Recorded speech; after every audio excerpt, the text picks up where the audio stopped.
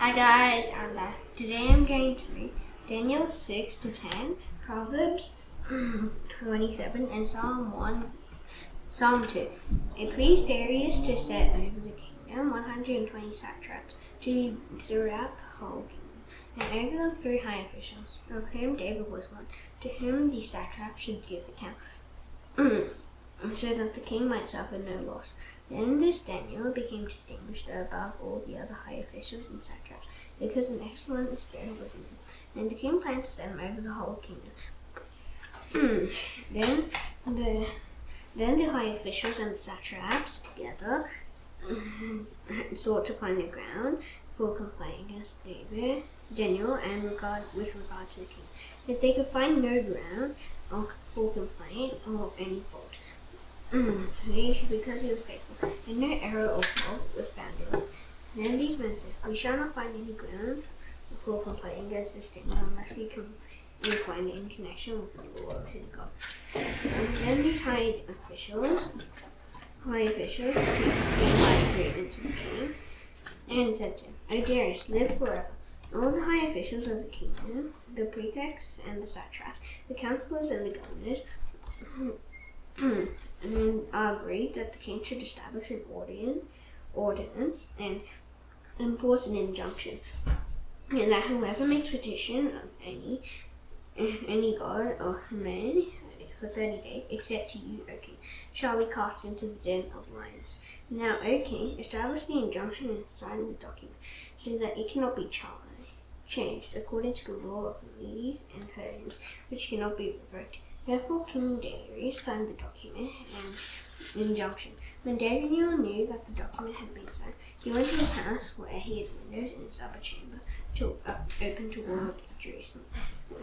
He got down on his knees 3 times a day and prayed and gave thanks before his God, as he had done previously. And these men came by agreement and found Daniel making petition and plea before his God. They came near, and then they came and said before the king concerning the injunction, "O king, did you not sign an injunction that anyone who makes petitions to any god or man within 30 days, except to you, O king, shall be cast into the den of lions?"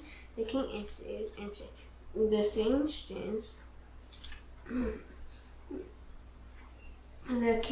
thing stands fast, according to the law of the Medes and the Persians, which cannot be revoked. Then they answered and said before the king, "Daniel, who is one of the exiles from Judah, pays no attention to you, O king, or the injunction you signed, but makes his petition 3 times a day."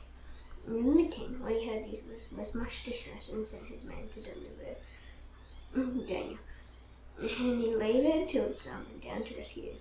And these men came by agreement to the king and said to the king, "Know, O king, that it is the law of the Medes and Persians that no injunction or ordinance that the king established can be changed." Then the king commanded, and Daniel was brought and cast into the den of lions. The king declared to Daniel, "May your God, whom you serve continually, deliver you." And a stone was brought and laid on the mouth of the den. And the king sealed it with his own signet and with the signet of his lords, that nothing might be changed concerning Daniel. And the king went to his palace and spent the night feasting. No diversions were brought to him, and sleep fled from him. Then at the break of day, the king arose and went in haste to the den of lions. As he came near to the den where Daniel was, he cried out in a tone of anguish. The king declared to Daniel, "O Daniel, son of the living God, has your God, whom you serve continually, been able to deliver you from the lions?" Then Daniel said to the king, "O king, live forever. My God sent his angel and shut the lions' mouths the whole day, because I was found blameless before him, and also before you, O king. I have done no harm." Then the king was exceedingly glad, and commanded that Daniel be taken out of the den. So Daniel was taken out of the den, and no kind of harm was found on him, because he had trusted in his God. And the king commanded, and those men who had maliciously accused Daniel were brought and cast into the den of lions. They overpowered them and broke down all their bones in pieces. Then King Darius wrote to all the people, nations, languages that dwell on all the earth, "Peace be multiplied to you.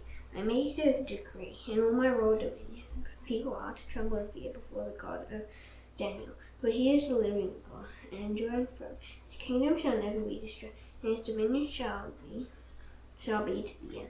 He delivers and rescues. He works signs and wonders in heaven and on earth, and he who will save Daniel from the power of the lions. So this Daniel prospered during the reign of Darius and the reign of Cyrus the Persian. In the 1st year of Belshazzar, king of Babylon, Daniel saw a dream and visions of his head as he lay in his bed. Then he wrote down the dream and told the son of the matter.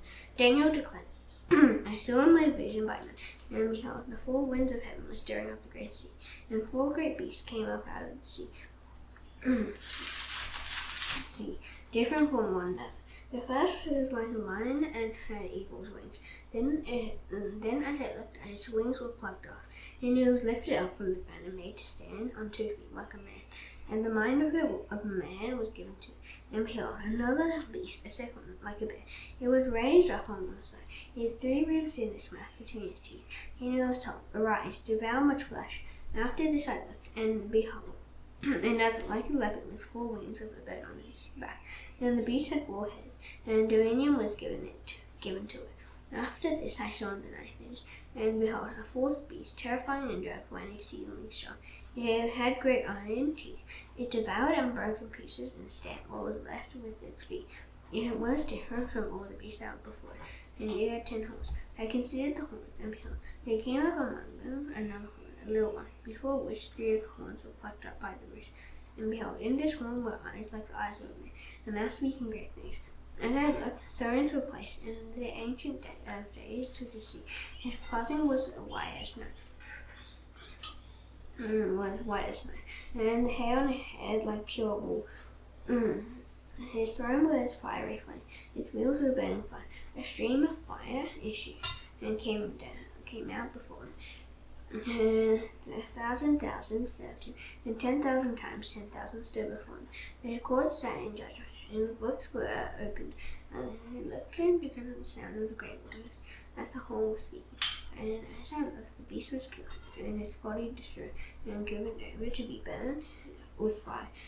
As for the rest of the beasts, their dominion was taken away, that their lives were prolonged for a season at a time. And I saw in the night vision, and behold, with the clouds of heaven, there came one like the Son of Man, and he came to the Ancient of Days, and was presented before him. And to him was given dominion and glory and kingdom, and all peoples, nations, and languages should serve him. His dominion is an everlasting dominion, which shall not pass away, and his kingdom one that shall not be destroyed. As for me, my spirit within me was anxious, and the visions of my head alarmed me. And I approached one of those who stood there and asked him the truth concerning all this. So he told me and made known to me the interpretation of the things. These 4 great beasts are 4 kings who will arise out of the earth, but the saints of the Most High will receive the kingdom and possess the kingdom forever and ever. Then I desired to know the truth about the 4th beast, which was different from all the rest, exceedingly terrifying, with his teeth of iron and claws of bronze, and which devoured and broke in pieces and stamped what was left with its feet. And about the 10 horns that were on his head, and the other horn that came out, and before which 3 of them fell. The horn that had eyes and a mouth that spake great things, and that seemed greater than its companions. As I looked, this horn made war with saints and prevailed over them, until the Ancient of Days came, and judgment was given for the saints of the Most High. Then the time came when the saints possessed the kingdom. Thus he said, as for the 4th beast, there shall be a 4th kingdom on earth, which shall be different from all the kingdoms, and it shall devour the whole earth, and trample it down, and break it to pieces. And as for the 10 horns, out of this kingdom 10 kingdoms shall arise, and another shall arise after. He shall be different from the former ones, and shall put down 3 kings. He shall speak words against the Most High, and shall wear out the saints of the Most High, and shall think to change the times of the world, and they shall be given into his hand.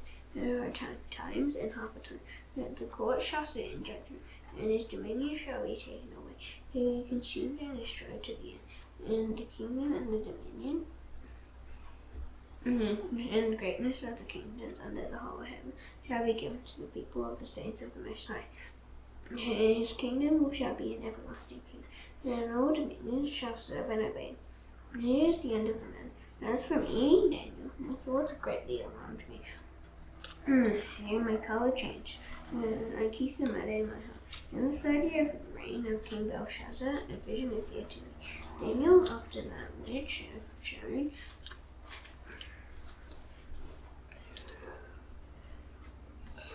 appeared to me at first. And I saw in the vision, and when I saw, I was in Susa, in the citadel, which is in the province of Elan. And I saw in the vision, and I was at the Uli canal. I raised my eyes and saw, and behold, a ram standing on the bank of the canal. It had 2 horns, and both horns were high, but one was higher than the other, and the high one came at last. I saw the ram charging westward and northward and southward.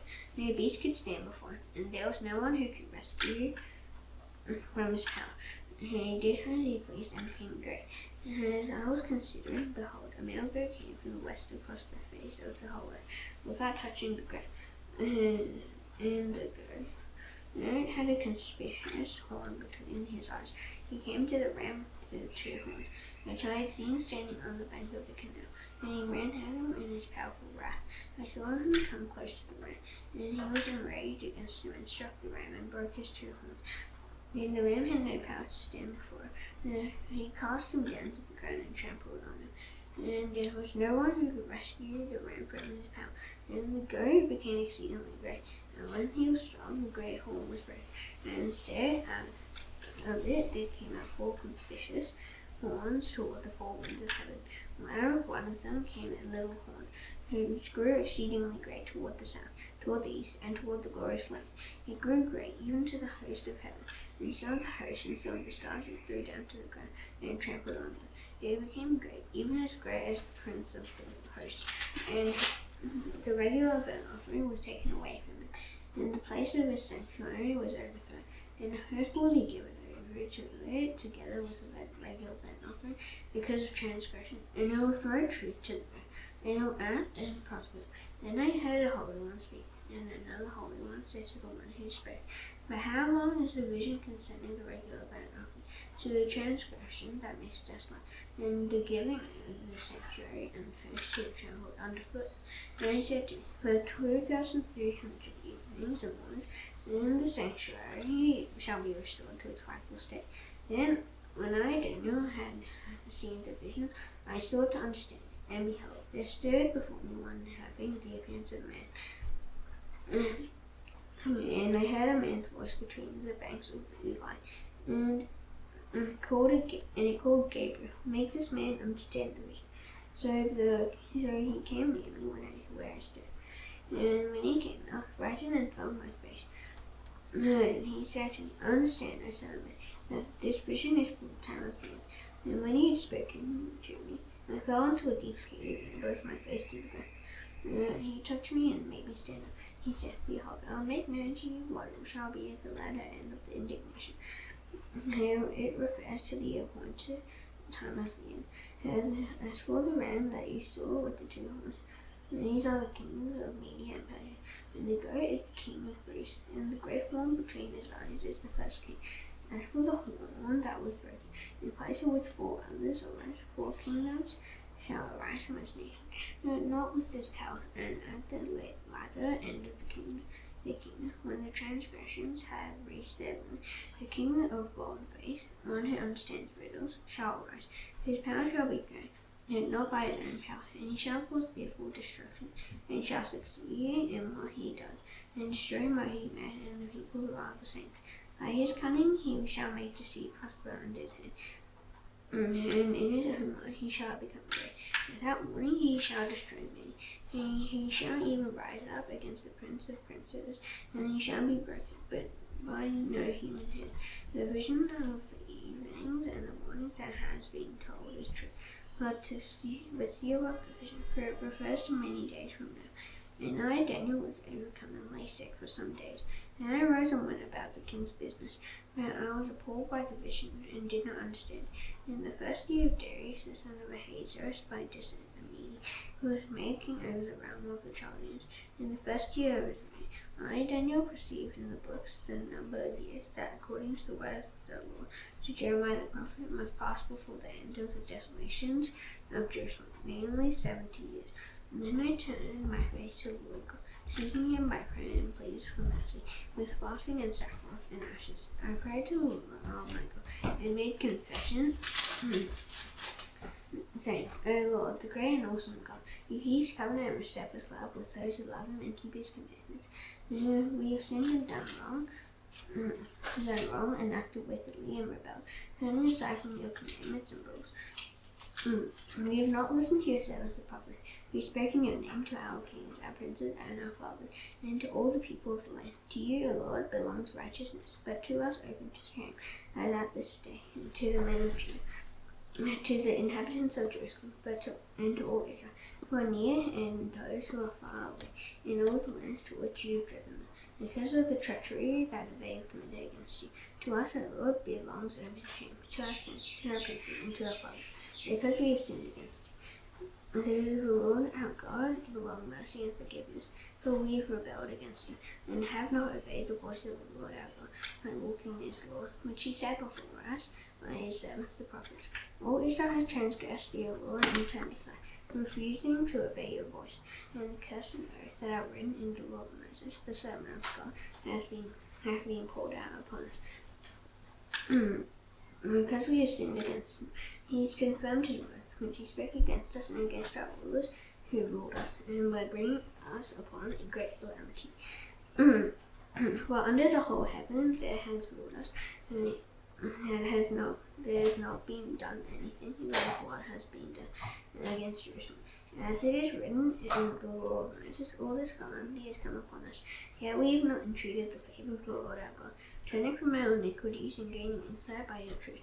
Therefore the Lord has kept ready the calamity and has brought it upon us.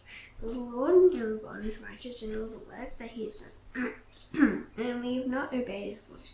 And now, O Lord our God, who brought your people out of the land of Egypt with a mighty hand, and have made a name for yourself, as at this day we have sinned, we have done wickedly. O Lord, according to all your righteous acts, let your anger and your wrath turn away from your son Jerusalem, your holy hill, because for our sins and for the iniquities of our fathers, Jerusalem and your people have become a byword among all who are all around us. And therefore, O our God, listen to the prayer of your servant and to his pleas for mercy. And for your own sake, O Lord, make your face to shine upon your sanctuary, which is desolate. O my God, incline your ear and hear, open your eyes and see our desolations, and the city that is called by your name.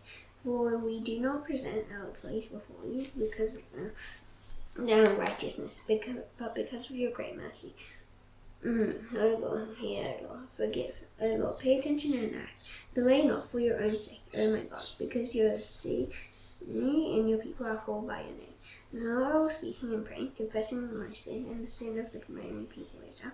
Now presenting my plea before the Lord, my God, for the holy hill of my God. While I was speaking in prayer, the man Gabriel, whom I had seen in the vision at the first, came to me in swift flight at the time of the evening sacrifice.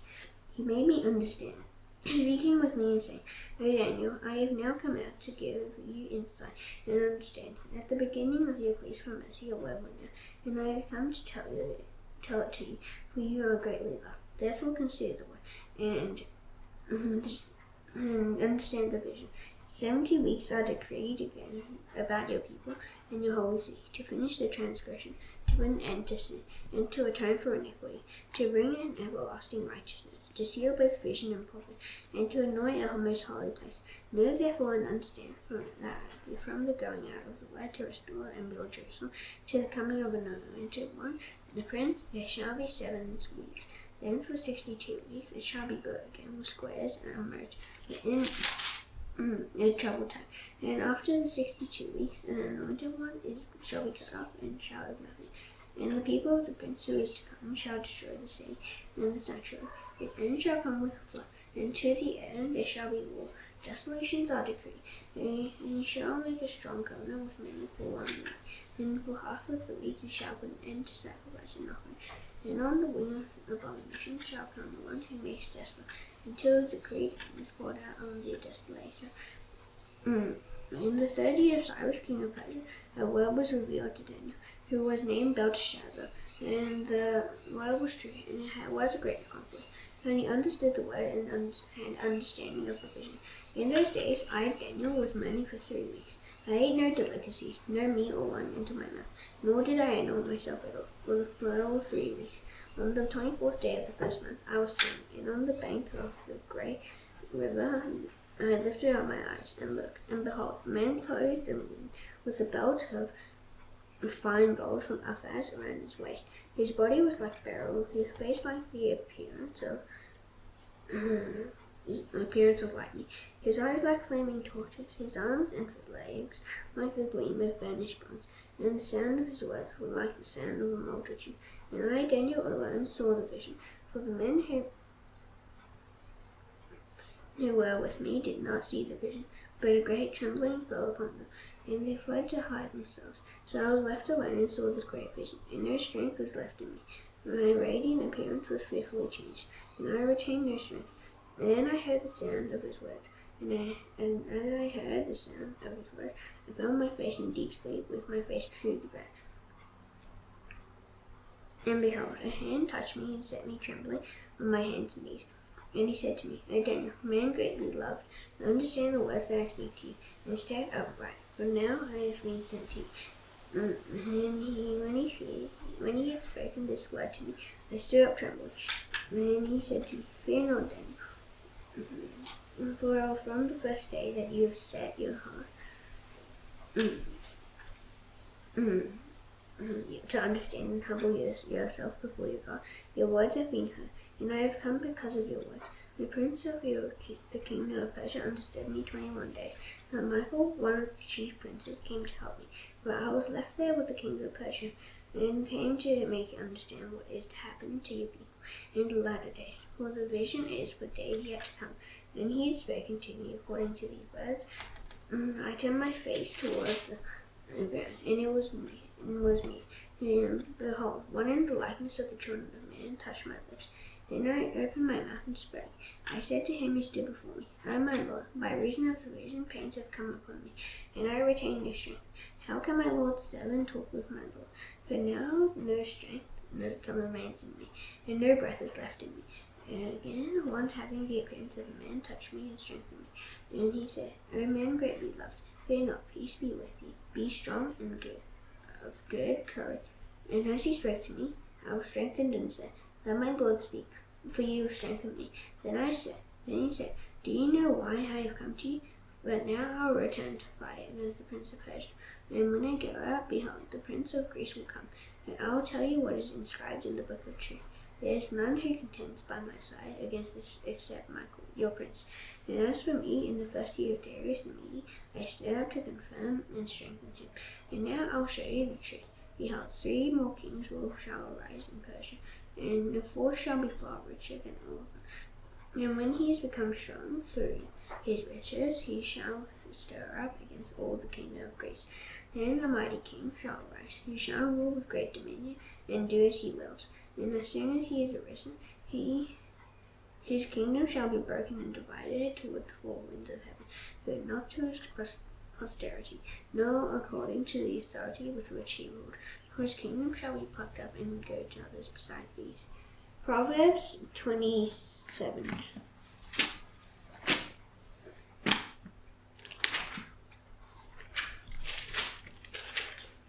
Do not boast about tomorrow, for you do not know what a day may bring. Let another person praise you, and not your own lips, a stranger, and not your own lips. A stone is heavy, and sand is weighty, but a fool's provocation is heavier than both.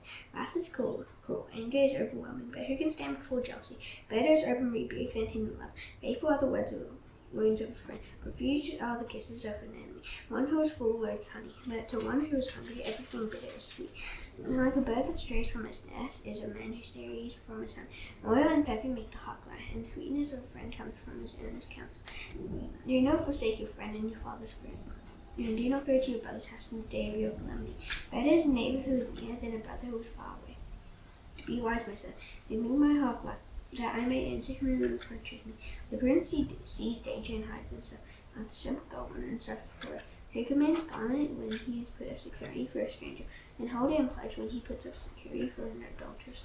Whoever blesses his neighbor with a loud voice, rising early in the morning, will be counted as cursing. A continual dripping on a rainy day, and a quarrelsome wife are alike. To restrain her is to restrain the wind, or to grasp oil in one's right hand.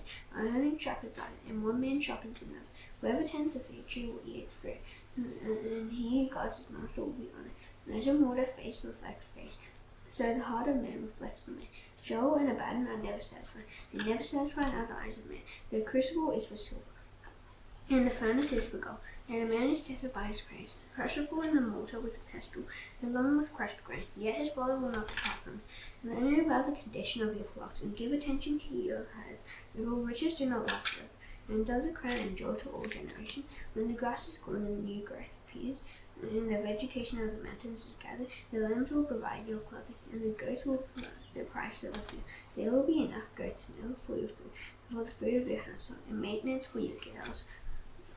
Psalm 100 and Psalm 2.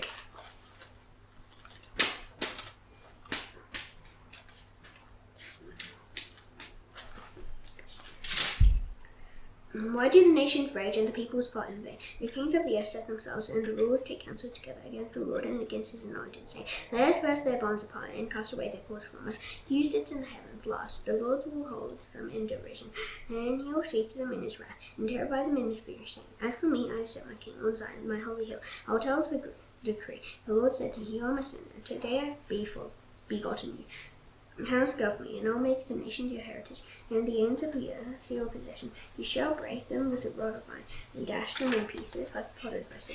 Now therefore, O kings, be wise, and be warned, O rulers of the earth. And you serve the Lord with fear, and rejoice with trembling, and kiss the Son, lest he be angry, and you perish in the way, for his wrath is quickly kindled. Blessed are all who take refuge in him. Now thus done, I shall now take the Lord's Prayer. Please bow your heads. Our Father in heaven, hallowed be your name. Your kingdom come, your will be done on earth as it is in heaven. Give us today our daily bread. Forgive us our debts, as you also forgiven our debtors. Lead us not into temptation, but deliver us from the evil one. For yours is the kingdom, and the power, and the glory forever. Amen. See you tomorrow. Bye.